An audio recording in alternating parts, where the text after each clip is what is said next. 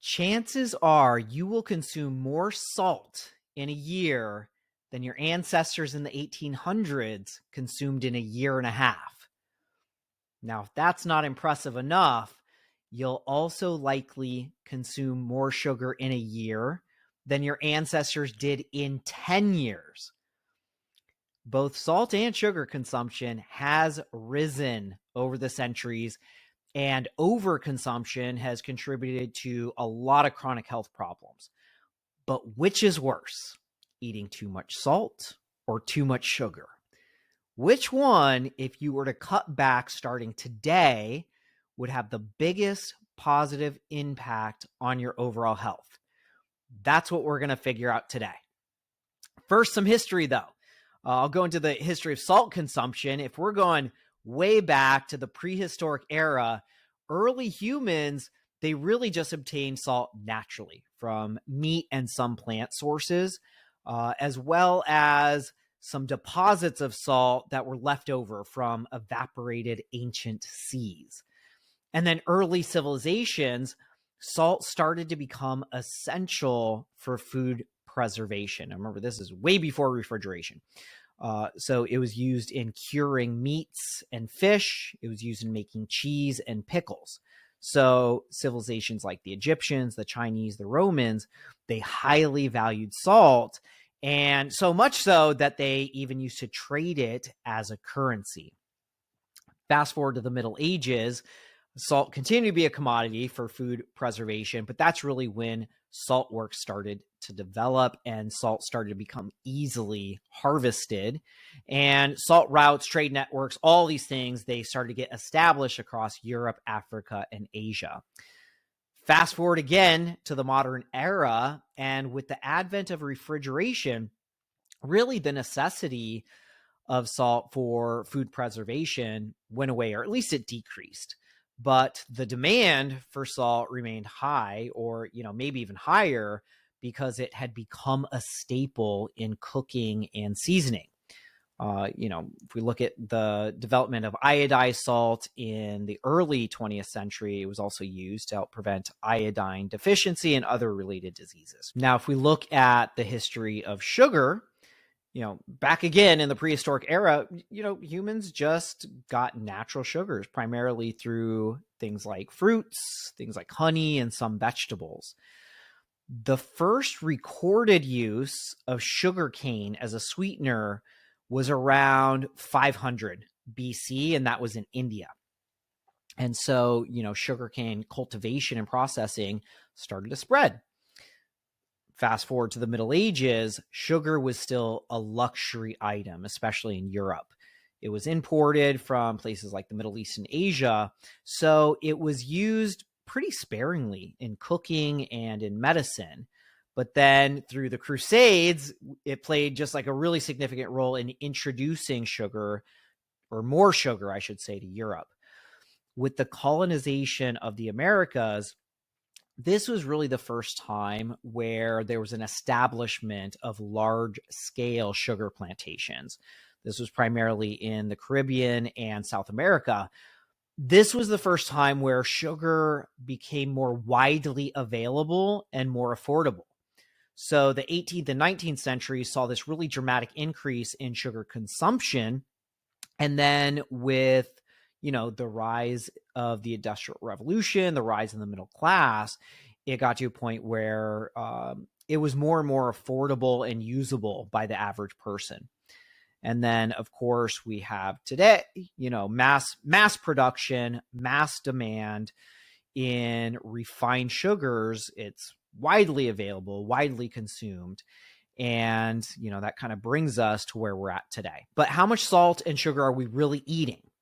Let's compare the average today versus the average, couple hundred years or so in the 1800s. So your ancestors in the 1800s, on average, consumed about 7 grams of salt per day. Compared to now, people consume on average 8 to 10 grams per day.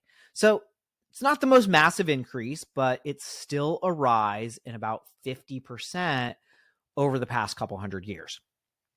Sugar, on the other hand, the difference, I mean, this was mind-blowing to me. It really is incredible, the change in sugar consumption.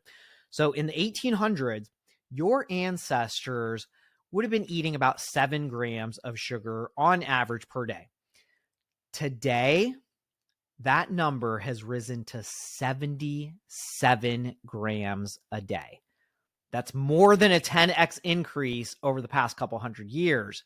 And if you really put it in perspective, it equates to about 62 pounds of sugar per person per year, or just over a pound of sugar per week. But does it really matter? And if it does, how much? So let's go over salt first again. What does it do in the body? Like, what's its primary role? So salt has a few different uses. Number one, it's used in nutrient absorption. Certain things like glucose, sugar, and amino acids, it helps them to become absorbed in the small intestine. It's also there for electrolyte balance. So sodium, it's like a key component to maintaining fluid balance in our body, both inside and outside of the cells. And it's essential for nerve and muscle function. So both sodium from salt and potassium, that's kind of the other electrolyte that's involved there, they're both required for nerve transmission and muscle contraction. So if you have too little salt, like not enough, it can lead to like muscle cramping, weakness, nausea, vomiting, even some neurologic issues, headaches, confusion, seizures, those types of things. This is why actually it's so important to get electrolytes, especially on like hotter days or after a workout when you're sweating a lot, because sweat is going to deplete the body of those essential electrolytes. Now, electrolyte deficiencies are much, much more common than electrolyte excesses. But the exception to that is the sodium from salt, because our modern diets tend to be high in sodium, but low in other electrolytes like potassium, magnesium, calcium, those types of things. On the other edge of that spectrum, though, too much salt, on the other hand, it gets into the blood. It causes an increase in plasma osmolality. That's a mouthful, which essentially just means more particles, more stuff in the blood. So to balance it, water comes out from the cells, which dehydrates the cells. That can cause some problems. Vasopressin, which is a hormone produced in the kidneys, increases, which causes water retention. And that water retention is essentially to try to dilute the salts. And because of this water retention, we see a rise in blood volume, which is harder on your heart, has to pump more to pump the more volume or the higher volume. And that can cause a temporary rise in blood pressure. And, that rise in blood pressure sounds really scary. We have high salt, leads to high blood pressure. High blood pressure is a major contributor to heart disease, heart attack, and stroke. So this must be a true health crisis, right? How does one get rid of all this extra salt? Is there, some medication, some magic pill, some herb that they need to take? The solution is far, far simpler. Just drink water. That's it. When the body gets properly hydrated, it dilutes the salt, it reduces vasopressin, and all the excess just gets peed out. The cells get rehydrated, blood pressure goes back to normal, the crisis is averted. The body does not store or accumulate salt when it is properly hydrated. That's a key metric there. But what about sugar? Sugar has also some very important roles in the body. And, I want to start there because sugar's vilified for a lot of things. But it's important to understand or know that sugar is essential. It's essential for your brain. It's essential for your body.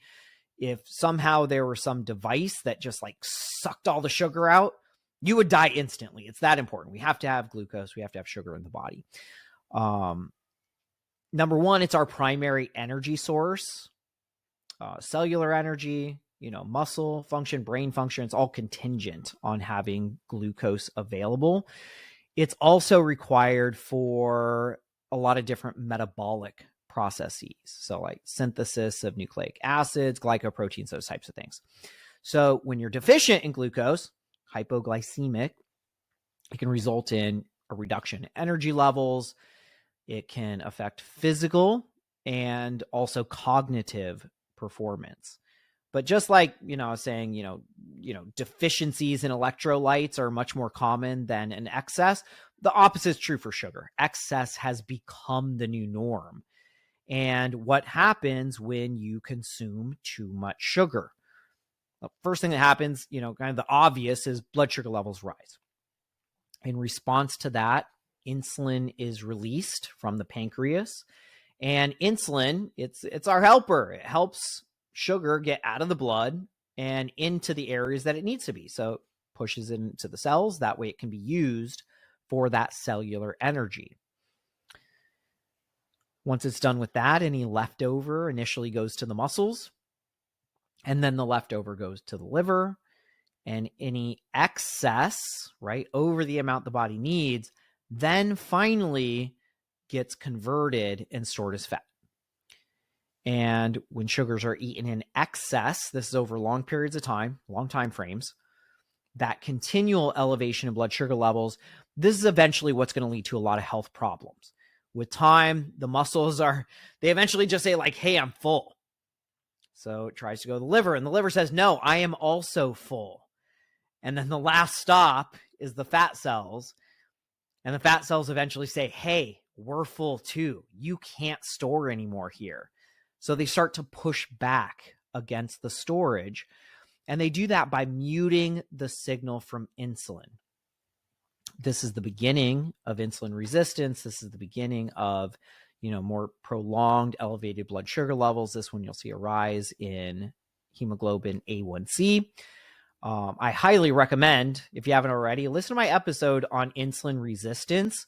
It is a major contributor to just about every non-injury related cause of death. It's extremely important. And so I do a much deeper dive there. But the excess sugar consumption, what's that going to do? It's going to lead to inflammation. It's going to lead to weight gain. It's going to lead to obesity, a rise in belly fat, pre-diabetes, and eventually type 2 diabetes. It's going to lead to kidney problems. It's going to lead to liver problems, muscle and joint problems, nervous system problems, and then heart disease, high cholesterol, high blood pressure, and stroke. And so you might be asking, like, what's the difference between the high blood pressure caused by salt and the high blood pressure caused by sugar? Is with sugar, you can't just hydrate and clear the excess out and have blood pressure go back to normal. It's much more pervasive with sugar, especially in causing these longer term health problems. So between the two, which do you think is more damaging to health? I for sure believe, sugar to be much more detrimental, especially for someone with high blood pressure. Cutting back on sugar is going to have a much more impactful long-term benefit, especially if they are staying properly hydrated. Surprisingly, I'll just say, like, the research out there on salt intake, if you look at these major studies, the DASH diet is a really good example. There's a lot of studies, kind of linking excess salt consumption to blood pressure. None of them really factor hydration into that overall equation. That was really surprising for me, because that's exactly the way the body gets rid of the excess salt. And, it's kind of the lowering of the blood pressure is a downstream effect of that. So my opinion would be that proper hydration is much more important than lowering salt intake, right? I might think differently if, we'll just say the body converted or stored that excess salt like it does with sugar, but it doesn't. It intentionally removes it when adequately hydrated in a pretty efficient way. Excess sugar, on the other hand, is a much bigger problem for overall health. It's also more challenging to address. Added sugars seem to be in everything. Things that you wouldn't even think they're in, they pack them in there. And why do they do that? It's to make things taste better. It's more palatable for the American taste. It's cheaper. So, there's profits involved in that too. And sugar's addicting. So if it tastes better and you want to eat and buy more of it, it's going to improve the bottom line of those manufacturers. So because they seem to be everywhere, we have to become more deliberate in reading food labels and just in general kind of becoming more aware of what we're putting into our bodies. Because like if we go back, that 77 grams of sugar per day that I mentioned, this is just like the average consumption. That doesn't even factor in processed carbs. That's a whole other can of worms. Again, I recommend going back and listening to the episode on insulin resistance because I do a much deeper dive on that topic. But when it comes to reversing insulin resistance, right, keeping blood sugar levels in check, getting rid of these really horrible chronic health problems, it's pretty clear that diet and exercise do matter. So exercise, kind of in and of itself, it helps your body burn sugar. When you're exercising, you're burning more energy, and sugar is going to be a part of that equation. But also the more muscle mass you have, the more volume, the more area your body has to store more sugar. So it doesn't get converted and stored as fat. It doesn't have as big of an impact on insulin and creating that insulin resistance. And there's a lot of good diets out there. There's no perfect diet, but there's a lot of good ones. And typically the focus is going to be on protein, healthy fats, fiber, and real food. Because what's that common link between them is they will all recommend to limit added sugars and processed carbs.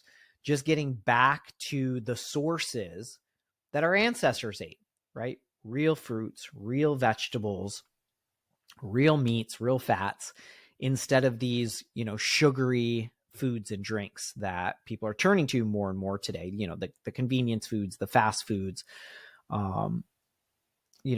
things that, in the short term, they taste pretty good. They're really easy, but in the long term, it creates much more problems. So, just to kind of recap, both salt and sugar intake has only increased over time and probably still trending in that direction. But the body's ability to handle the excess salt, or, the elimination of it, I should say, is much better than its ability to handle excess sugar. Action steps, though, like what can somebody actually do today? Drinking more water and reducing added sugars and processed carbs are probably the simplest steps to getting on a pathway to better health. So hope you enjoyed the episode today. Thank you for listening. Stay healthy out there, and I'll catch you on the next one.